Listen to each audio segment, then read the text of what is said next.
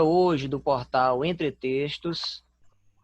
Tenho a satisfação de conversar com a escritora maranhense, piauiense, com a escritora Luísa Catanhede, autora de diversos livros de poesia e uma escritora cuja poética tem como uma de suas características básicas o telurismo. Toda a sua literatura tem como uma de suas essências o chão. É uma poética de espaço. Obrigado, Luísa, por estar aqui conosco. E antes de nós começarmos a conversar sobre esta poesia, antes de mergulharmos nos sentidos dela, eu gostaria aqui de apresentar uma pequena biografia sua. Pois não, boa noite.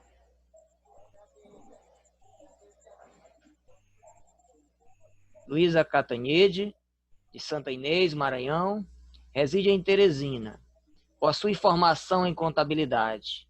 Membro fundadora da Academia Piauiense de Poesia. Membro da Academia Poética Brasileira. Membro da Associação de Jornalistas e Escritores do Brasil. Coordenadoria do Maranhão. Tem poemas publicados em antologias nacionais e internacionais. Publicou Palafitas, poemas, pela Penalux, em 2016. Amanhã Serei uma Flor Insana, poemas, pela Penalux, em 2018. Pequeno Ensaio Amoroso, poemas, também pela Penalux, em 2019.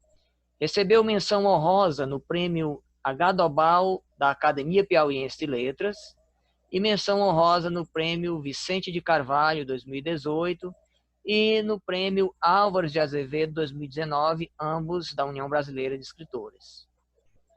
Tem poemas traduzidos para o italiano e para o espanhol.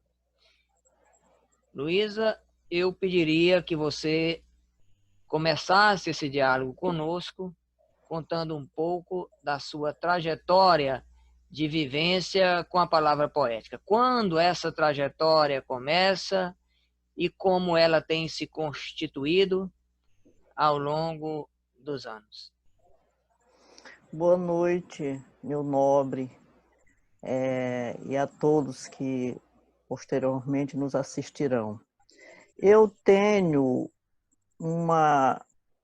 Antes de mais nada, eu gostaria de saudar Teresina, que amanhã completa anos, né? Está de aniversário, este chão que me acolheu, né?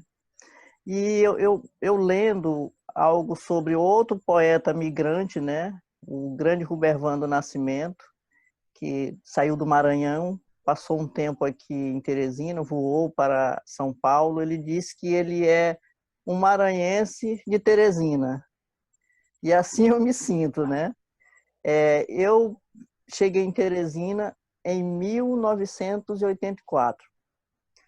Antes vim aqui em Teresina passar férias na casa do meu irmão, e foi aí que eu tive, de fato, o primeiro contato assim com a literatura. Eu cheguei, eu já gostava de ler, mas lia aqueles livros de bolso, revistas em quadrinhos, né? E por esse gosto pela leitura, ao chegar em Teresina para passar as férias na casa desse meu irmão, eu encontrei uma estante repleta de livros. Como eu já tinha esse gosto pela leitura, e uma menina de 13 anos, não fui nem para lugar nenhum, foi lendo, né? E depois disso, viemos todos morar aqui em Teresina, né? O meu contato, assim, a minha trajetória para falar, se é que se pode falar no sentido profissional da poesia, começou em 2015. Eu fui aqui um encontro na Casa de Cultura de Teresina, onde estava Nathan Souza, Valcinha Calixto, Alexandre Teodoro, Marleide Lins e Moisés Chaves e tantos outros artistas daqui do Piauí. Neste dia, eu me senti mais piauiense ainda, né? Porque eu já vinha publicando os meus poemas na rede social, tendo aquele feedback costumeiro, né, as curtidas, os comentários, mas eu não tinha nenhum norte como eu faria para publicar. Então, o poeta Nathan Souza, que a gente já se conhecia pelas redes sociais, foi nessa noite que nos conhecemos pessoalmente, ele pediu o meu trabalho para apresentar para a editora Penalux. E daí surgiu o Palafitas. Então, em 2015, eu fui a este encontro na Casa de Cultura de Teresina.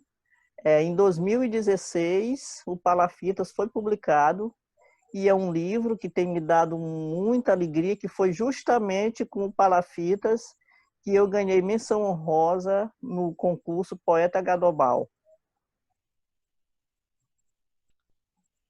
As redes sociais foram o seu espaço de experimentalismos, então, né? As redes sociais foram o seu laboratório, digamos assim, correto, Luísa? Sim, eu não sei nem se cabe este contexto laboratório. Foi o instrumento, né? Porque o laboratório, como você mesmo já citou, realmente foi a vivência, né? O chão, o que eu tinha visto anteriormente para transmutar em poesia. Eu até costumo dizer que eu tenho a sorte de ter esses dois estados como espaço, como chão, e costumo dizer que eu gestei a poesia no Maranhão e vim dar luz à poesia aqui no Piauí. Então, são dois estados que me abraçam, assim como os dois rios. Você vai me permitir? Eu vou projetar aqui a capa dos 3 livros de poemas de sua, editados por você. Certo. Me permita. Pois não. Então, primeiro você publicou Palafitas. Palafitas, isso. Em seguida, em 2016, você publica Amanhã Serei uma Flor Insana. Em 2018. Isso. E em 2019, isso. Pequeno Ensaio Amoroso. Isso. Eu estou projetando aqui as 3 capas do livro. Como leitor também, sou de poesia e conhecedor de sua poética. O amor e o erotismo, eles perpassam a sua produção, constituindo-se como um dos temas muito comuns. Assim como nós vamos encontrar um conjunto diverso de temas que você explora. Há uma preferência especificamente por um tema na composição de sua poesia? Não, assim, há e não há, porque você, como professor e como escritor, você sabe que a linguagem ela nos dá amplas possibilidades.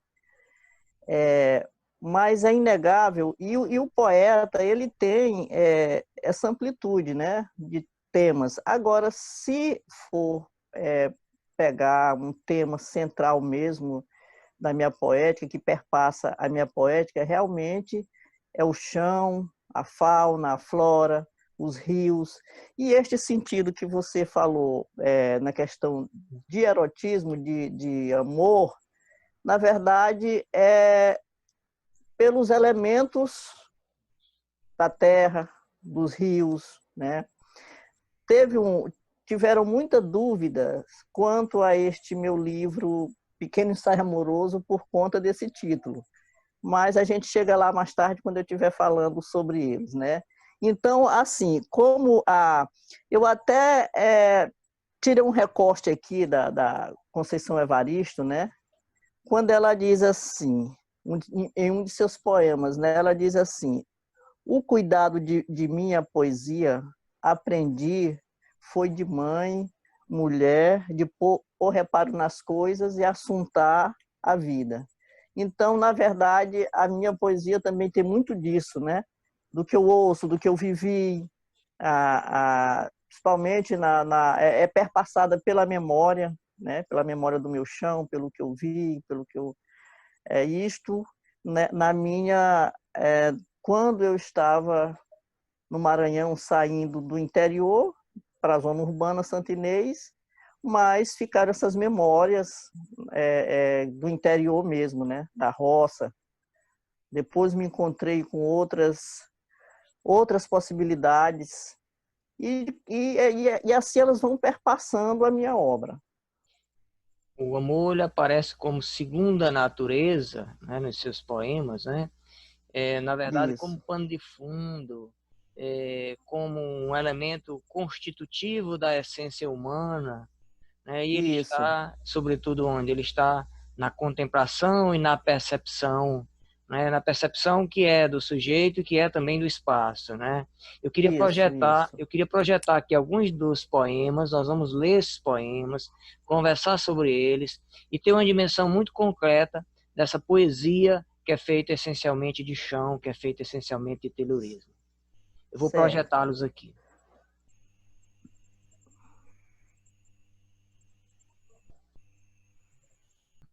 Vamos começar aí com poemas e palafitas.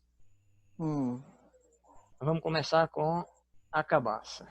Então, é, a sua poesia, nós vamos encontrar o léxico de sua poesia, a presença muito intensa de elementos regionais. sim. Esses elementos eles estão muito vivos. Eu quero conversar um pouco a respeito do léxico de sua poesia, depois de nós lermos aqui esse poema e de mergulharmos um pouco nos sentidos dele. Eu pediria que você fizesse a leitura do poema. Ok. A cabaça. Sou essa terra de chão batido, esse sertão da língua de cinza, a fome alada, o carcará. Sou esse deserto de poeiras longínquas, sou água na cabaça, o arame farpado cercando o latifúndio de sol e estrada. Sou esse fruto no avesso da terra plantada. Nesse poema, nós conseguimos perceber como em muitos outros poemas seus, a evocação da, da terra na sua simplicidade, sobretudo, da humanidade e da humildade relacionada à figura humana. Então, há em toda a sua poesia a evocação e a valorização dos gestos, das pequenas coisas e da humildade. Assim também como nós encontramos sempre em seus poemas uma comoção diante da desigualdade e da injustiça. Há Isso, esse viés social, nós vamos encontrar, ao mesmo tempo em que há essa preocupação com a terra, com as coisas da terra, com as coisas pequenas, a preocupação humana, com a condição humana diante da desigualdade social e da injustiça. Então, nós vamos encontrar aqui uma voz lírica que se anuncia essencialmente como integrada a quê? Integrada a, a terra de chão batido. E aqui nós temos claramente aí uma metonímia, né? Essa terra de chão batido, nós temos particularmente a referência à indireta, né? A arquitetura, né? Das casas de palha do Piauí, do Maranhão. Muitos isso, conhecem claramente a realidade da arquitetura da região dos cocais, com casas feitas de pau a pique, de chão batido, literalmente, em que o piso habitual dos espaços urbanos é substituído pelo contato direto com a terra. Então, ao fazer referência à terra de chão batido, se está fazendo referência também a uma condição, a uma condição humana e a uma condição social. Mas, ao mesmo tempo, esse chão é o chão também de quê? É o chão das queimadas das roças. Esse isso, sertão da língua de cinza, esse sertão que é seco, mas ao mesmo tempo nós temos essa língua de cinza aí, esse sertão que pega fogo facilmente, porque a paisagem é essencialmente constituída de mata seca, e nós vamos conseguindo perceber nessa figura de linguagem aí a imagem, literalmente, da paisagem seca e que pode incendiar-se muito facilmente, ou ser incendiada, melhor dizendo, muito facilmente, né? E aí você começa o Isso. poema já, a voz lírica que se anuncia nesse texto, já começa definindo-se socialmente de que lugar essa voz lírica fala. Essa voz lírica fala do lugar de alguém que sente literalmente a terra simples, né? Que sente Isso. a natureza em seu estado, literalmente, que sente a natureza em seu estado mais natural. Me permitam aqui, sem querer ser redundante. A natureza Isso. em sua essência verdadeira, concreta, a fome alada, o carcará. Você aponta aí outro elemento, não é, característico, né, das comunidades rurais. O carcará à procura, né, de sua presa, né? Isso. Aliás, você primeiro coloca a fome para depois inserir o carcará, né? Descrever o voo É, do carcará em busca de mais uma presa. Primeiro aparece a fome e depois o carcará, num processo de ressignificação que faz com que seja muito interessante ler. Sou esse deserto de poeiras. Aí você tem essa hipérbole aí que intensifica, né, a dimensão de poeira, né, no espaço, né, em que essa voz lírica está inserida. Sou esse deserto de poeiras longínquas, sou água na cabaça, o arame farpado cercando o latifúndio de sol e estrada. E aí nós temos literalmente a referência de que lugar social fala essa voz lírica? Do lugar da figura do, ainda é um termo, menos comum, mas ainda existe, né? Da figura do agregado, né? A figura, né, a voz isso. lírica, né, daquele que mora, reside em terra que não dispõe da posse, né? Em terra cuja posse pertence a outrem, né? E que espaço é esse, né? O latifúndio. Sou esse fruto no avesso da terra plantada. Veja bem, e aí nós temos a denúncia contundente, não é, da injustiça social muito bem caracterizada ao longo, sobretudo, né, da segunda e da última estrofe, né? Então, um poema belíssimo em que, para designar o lugar, né, de que a voz lírica fala, né, você escolhe exatamente o elemento de identidade, a cabaça. Deixa eu explicar aqui para quem supostamente esteja nos vendo aí de outra região, entender o que é a cabaça. A cabaça, eu até pensei em projetar aqui a imagem dela. A cabaça consiste Uhum.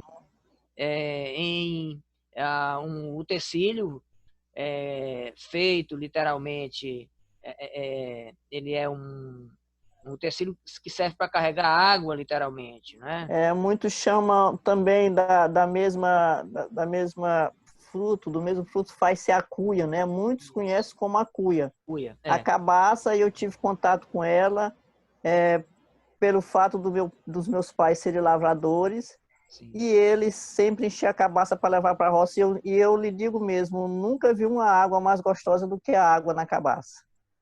Verdade, eu também já bebi da água dormida na É isso. cabaça, né? E o gosto dela, né?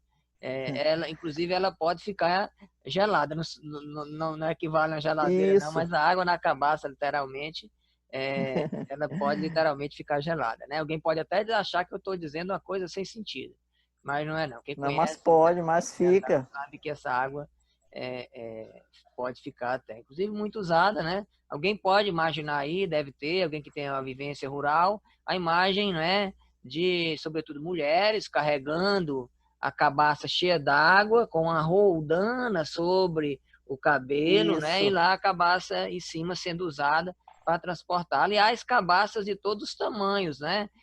Quando da Uhum. maior dificuldade de acesso à água, hoje esse processo, né, a busca, a coleta da água é mais fácil, né?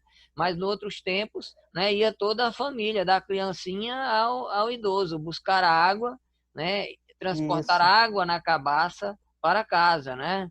Então até a criancinha às vezes levava a sua cabaça, né? Um processo muito comum no Nordeste hoje, com a proliferação dos poços tubulares, dos açudes, da energia rural no campo, dos processos de modernidade, dos elementos de modernidade, e essa cena é muito rara e até a figura da cabaça está prestes a quase que a desaparecer. Eu, por exemplo, via muitas Isso. cabaças na zona rural da cidade onde eu nasci, elas empeduradas nas cercas, né? Porque ela cresce, ela é um tipo de rama, né? E ela... Isso, que a gente chama de cujuba, né? No popular. A cujuba é o fruto que dá essa cabaça, né? Quando bota para secar. Eu me lembro quando meus pais faziam. Então hoje nós estamos é raro encontrar, eu acho que até a semente dela está mais difícil, né? Porque no Lá, Piauí... lá em São Bento, no Maranhão, eu encontrei ainda um pé da cujuba, no caso, como a gente chama lá pro Maranhão, né? Me veio muitas memórias também. Sim. É um elemento constitutivo da identidade, né, do homem do campo, do Piauí e do Maranhão, mas é um elemento que está cada vez mais difícil, né, de se encontrar, É, porque os costumes eles sofreram transformações, né, ele era muito usado para isso, carregar, a tomar banho, né, a cuia, a cabaça partida ao meio, né, tomar isso, banho para fazer medição de farinha, de arroz, de feijão, né? É muito, tanto que, né, a expressão cuia até para servindo como suporte de alimentação, né, nas comunidades rurais, né? isso, Até é isso como mesmo, prato, muitas vezes ela deve ter substituído nas comunidades rurais, né? Uma coisa de isso. relação concreta com a terra, né? Então, você consegue nesse Uhum. poema, né, condensar muito bem a condição rural. Então, eu perguntaria para você: a sua poesia, em essência, é constituída mais do elemento rural do que do elemento urbano? Você se identifica mais com o campo do que com a cidade? Olha, Dilson, é assim. O Guimarães Rosa dizia assim: quando escrevo, repito o que eu já vivi antes. O Palafitas, na verdade, ele foi um pacto autobiográfico, né, com a terra. Foi o que eu vi, eu só poderia falar daquilo, que eu queria deixar registrado o chão que eu vim, de onde as minhas origens, né, como pessoa, e que isso me dá um profundo orgulho, porque me dá mesmo, né? Eu sempre fui devota dos meus pais, da luta deles, né? E a poesia me deu esse olhar de abarcar infinitos. Então, na verdade, o Palafitas é isso. Eu me identifico muito realmente com o chão, a terra, os rios, esses elementos naturais. Mas é para o poeta, como eu falei, há todas as possibilidades.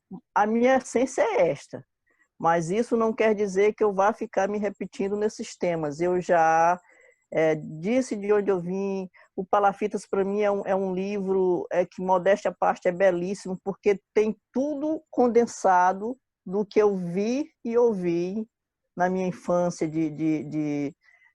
difícil no interior do Maranhão, né? Tem perpassa a questão da quebradeira de coco, que minha mãe foi também. É um poema, eu não sei se está aqui nessa seleção, é o poema Treinamento, perpassa também muito a questão social, né? Do que vivia as pessoas no interior do Maranhão e nos interiores por aí. Se não tiver aí, eu posso até dizer ele aqui. Por gentileza, faça. É, na barriga da minha mãe, eu andava pelos babaçoais do Maranhão. Não conhecia ainda a função do machado, o coco aberto e ferido, o azeite. Depois conheci a fome e a lâmina. Então, havia o eu lírico, há um espaço que ele está na barriga da mãe, já há uma dificuldade que é daquela palmeira que vai prover o seu sustento, e ele não sabia, o Eulírico não sabia a função do machado, ouvia o toque-toque do machado. Quando saiu da barriga da mãe, foi que foi se defrontar com a realidade mais difícil ainda, que conheceu a fome e a lâmina. Então, esse poema, ele é um poema assim que me emociona muito, ele, porque o que está condensado nestas palavras, né? Veja bem, a uma vida. A lâmina, ela reduplica, né, o significado da palavra fome aí no poema, né? Ele pode ser lido duas vezes, a lâmina pode ser lida duas vezes, no sentido de retomar o mesmo referente, na construção dessa imagem bela, da forma como está posta. Vamos aí outro poema, é um poema de natureza metalinguística, é um poema metalinguística da voz, e eu vou pedir que você leia. Certo. Tão rústica é a minha palavra, não tem a fineza daqueles que passeiam pela boca da erudição. A minha palavra é a da roça, da enxada circundando a poeira aos pés das cinzas. Meu vocábulo de pedra dizendo desvão. Ou seja, essa palavra que quer ser, essencialmente ser roça, né? Isso. Então, essa palavra que quer dizer exatamente da natureza, né? Da natureza sobre essa forma, né? Que não precisa de forma alguma de erudição, ela precisa, né, de tocar os nossos sentidos, né? A nossa sensibilidade, né? Porque em essência Isso. a poesia é feita dessa condição, né, de tocar o sentimento pelas imagens, uma poesia tão bem elaborada e tão bem e tão expressiva. Eu vou avançar. Lambarês. Tá. Lambarês. Por favor. Uhum. Aí já vai passando para a parte dos rios, do rio Pindaré, né? Trago comigo estas dúvidas suspensas sobre as águas. As poucas certeza que tenho se esconde do anzol na lama. Bem, do livro Amanhã Serei uma Flor Insana. Eu acho belíssima aquelas imagens que você compartilha de rios do Maranhão. Particularmente as imagens que você aparece pescando de anzol. Né? Eu estive agora no encontro com os acadêmicos de pedagogia do Unifunec, né? Um centro universitário lá de Santa Fé do Sul. E a professora Silvana me perguntou: Luísa, por que você dá bênção ao rio? Porque tem fotos que eu posto que eu boto a bênção Rio Pindaré. Porque, na verdade, o Rio Pindaré, ele perpassa também essa minha história. Eu brincava debaixo das palafitas no Rio Pindaré, né? Então, isso é toda uma homenagem para esse chão mesmo. E eu até disse a ela que, assim como a palmeira, que as quebradeiras de coco costumam dizer que a palmeira é uma mãe, e é mesmo, o rio também é um pai, porque no rio se tira o peixe para o sustento do pescador, né? Da população ribeirinha e da população urbana também, né? Veja, olha a imagem que você constrói, como é bela. Na verdade, essa dúvida que está aí, né? É a dúvida não é a dúvida. Você pega um elemento subjetivo, tá? Quer dizer, você pega um elemento que não é um elemento concreto no seu sentido mais próprio. A dúvida aí é o peixe, né? Que o que você quer pescar é o peixe, né? Vai conseguir trazer ou não vai conseguir trazer no anzol a dúvida, né? Uhum. Essa é a grande questão, né? Quem pesca, né, tá lá naquela ânsia de sentir a fisgada e tentar ali, ao mexer na posição mais adequada, conseguir fazer com que aquele anzol esteja fincado, né? Seja fincado no peixe, daí literalmente o que é dúvida deixa de ser dúvida, né? Então a dúvida, na verdade, aí é o peixe, né? É essa E dúvida. assim, são duas situações, porque a, as dúvidas que eu tenho, elas estão suspensas sobre as águas, né? As certezas estão na lama, né? Então, de qualquer maneira, há uma incerteza. As dúvidas estão suspensas, né? E as poucas certezas que eu tenho se escondem no anzol, na lama. Então, E tem a essas busca, duas, a gente... consegue traduzir aí a busca do peixe, né? E a Isso, ansiedade, porque toda a voz lírica aí gira em torno exatamente que da ansiedade se a pescaria trará ou não frutos. Aí você tem uma relação isso, dicotômica, né? Por quê? Porque você isso. tem dúvida, mas Uhum. você tem também a certeza. Ainda que a dúvida ela ocupe dentro do poema um lugar de destaque muito maior do que a certeza. Isso, A dúvida, ela exatamente. aparece, ela não apenas aparece antes para a voz lírica, como ela é também superior. A dúvida, ela Isso. é certa. O que não é Uhum. certo é a certeza. É a certeza que se Isso. esconde do anzol na lama. O anzol na lama. A certeza seria o peixe, né? Mas Isso, também a dúvida também o é o peixe, porque ela é a espera, né, de que ela possa ser sanada, né, através de quê? Através da fisgada que vai trazer ali esse alimento, né? Então, de alguma isso, forma, nessa relação dicotômica, né, entre a dúvida e a incerteza, ou nessa relação que se autoalimenta, né, de dúvida e pouca certeza, né? Porque nós temos uma oposição, mas é uma oposição que não é total, né?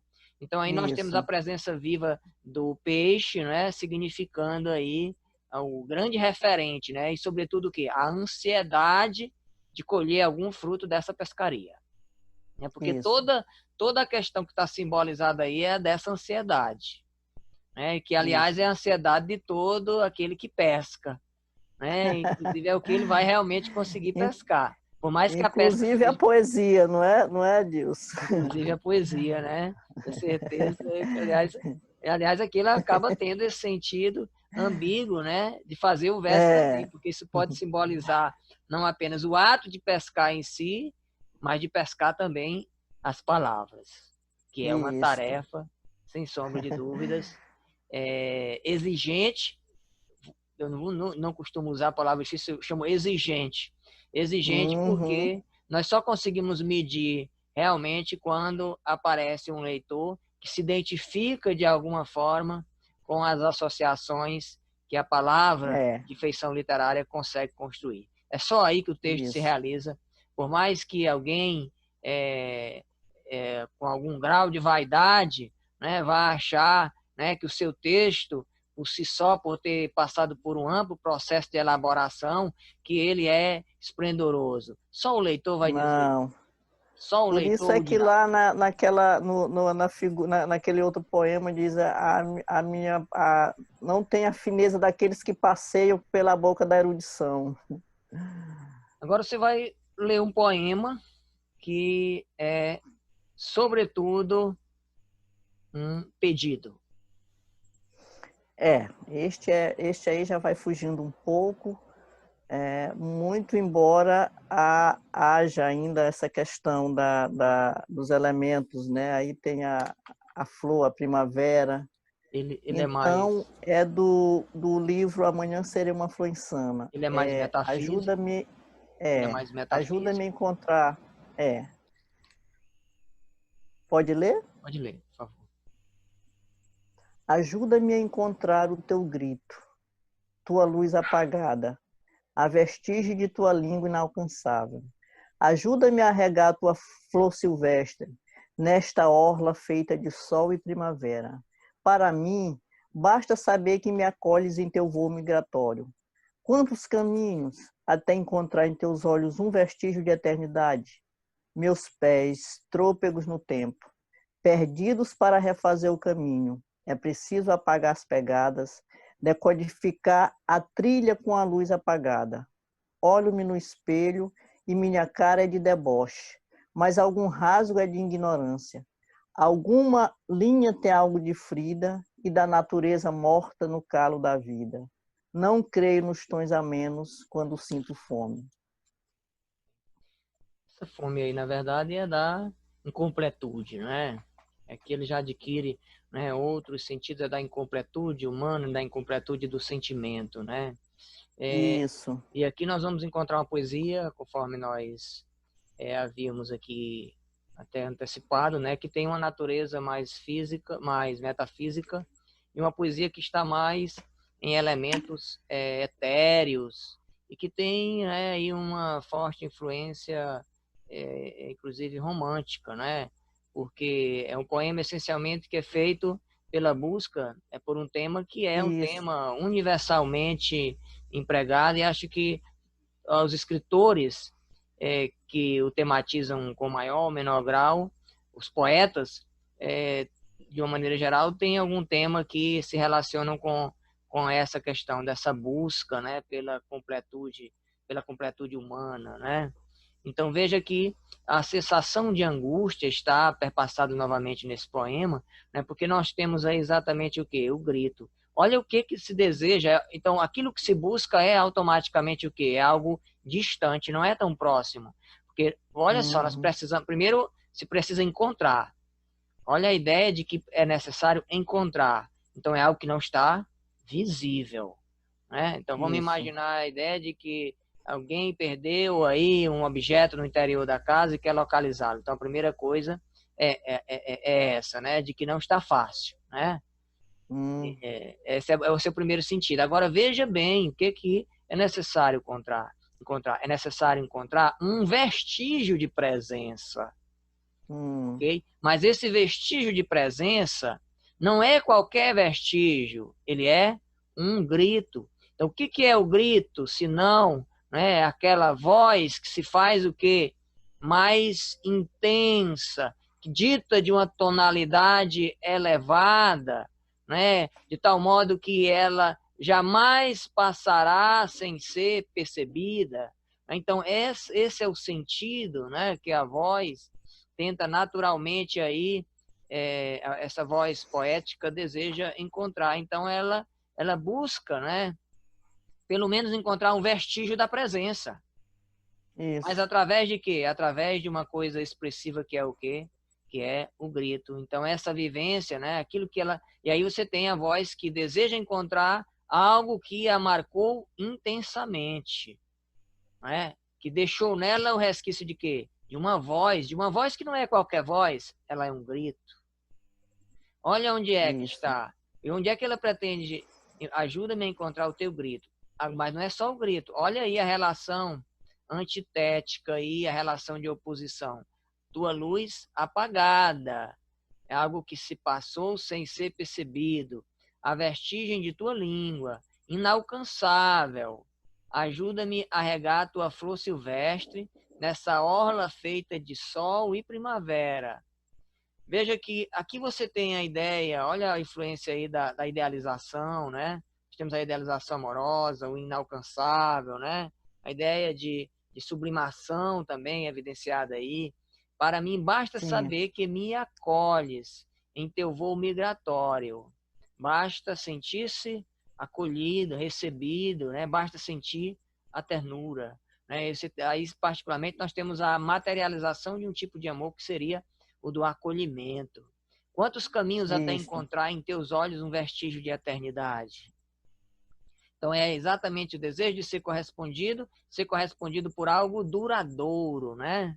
Um sentimento de amor duradouro, correto? Então, esse poema então vai tratar em essência, né, da necessidade do amor como forma de superação da angústia, né? Como forma de atender, de completar o ser humano. Em essência, essa leitura que nós fizemos desse conjunto de imagens tão belos, aí se desdobrando, inclusive, com elementos naturais, mas com elementos agora que estão onde? Que estão no etéreo, né? Com elementos que, alguns desses elementos que são essencialmente românticos, que são simbolistas, se nós examinarmos aí a história da tradição da poesia. Eu vou avançar para Isso. um último poema, que antes de a gente finalizar com a nossa pergunta final, eu queria que Uhum. nós fôssemos aqui. Só para isso, tá aqui. Cadê o poema? Deixa eu só verificar. Tá aqui. Acolhimentos. Vamos lá. Pediria que você lesse. O que outrora me expulsa, agora me aconchega. Ir embora é algo que demora a terminar. A porta entreaberta mostra-me a prevalência de ficar. Há uma manhã nascendo sobre todos os meus remendos. Ouço a chuva mansa no telhado da casa. Bem, a sua poesia, em essência, Luísa, é uma forma de reencontro? Eu faço essa pergunta, me permita só antes de você responder, Sim. eu faço essa pergunta e a reforço com a outra pergunta. Qual imagem melhor definiria a sua poesia? É reencontro? E o que define melhor? Olha, eu creio e tenho certeza que cabe os dois contextos, né?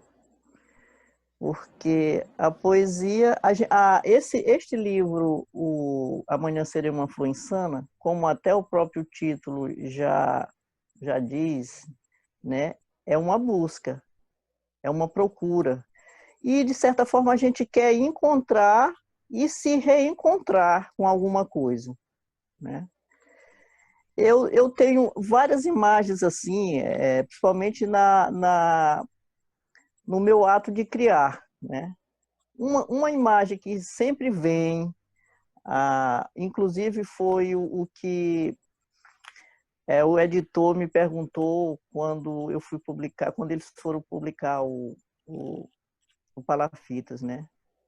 É um canoeiro descendo o rio ao amanhecer, ao entardecer, né?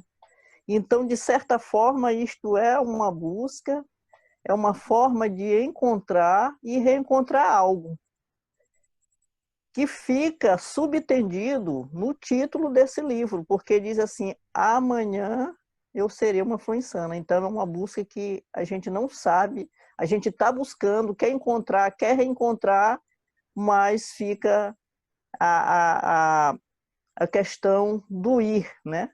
Então, a imagem que me vem é sempre de um canoeiro descendo o rio ao entardecer.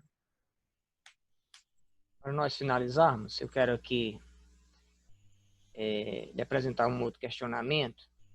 Qual é o Sim. lugar do componente social na poesia? É possível nós fazermos poesia social de excelência sem perdermos a sua densidade e a sua capacidade de emocionar? É possível,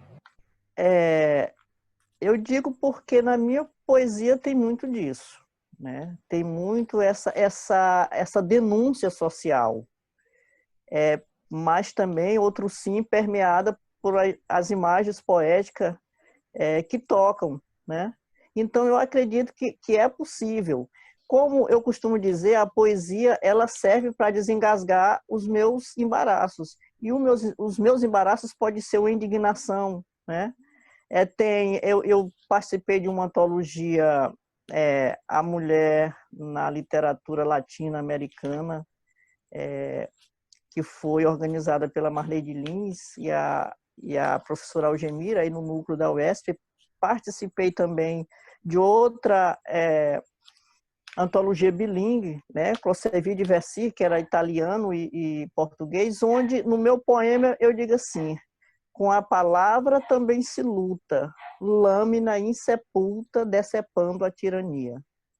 Então, eu não vou usar a minha poesia, né? Eu, como poeta, não vou usar a minha poesia para esculhambar um presidente, um deputado, ou seja, os que estão nos poderes legislativos, né? mas, por outro lado, eu posso usar a minha poesia para dizer que eu não estou contente com essa situação. Então, como cidadã, eu posso esculhambar ele. Como poeta, eu só posso dizer, através dos meus versos, que isso eu não vou engolir, porque a palavra me dá, a leitura me dá essa possibilidade de saber o que é certo e o que é errado. Bem, Luísa, eu agradeço a você pelo diálogo. A série Literatura Hoje, do portal Entre Textos, se sente honrada com a sua entrevista. Muito obrigado. Esperamos contar em breve com sua participação no Círculo Literário Virtual de Entre Textos. Muito obrigado. Eu é que agradeço, muito obrigado pelo convite. Você sabe que lhe admiro muito como professor, como acadêmico, como pessoa. E essas coisas, assim, a gente se sente mais acolhida, a gente se sente... Eu que falo tanto do chão, eu me sinto mais acolhida aqui neste chão que me abraçou, né? São 2 estados que eu amo muito, então eu me sinto mais piauense sendo maranhense, e fica essa troca, maranhense e piauense no fundo. Foram esses 2 estados que me deram esses elementos, essas ferramentas para mim vivenciar e jogar poesia, semear poesia no mundo. Muito obrigada. Satisfação, uma grande alegria para nós. Até mais, obrigado. Até mais.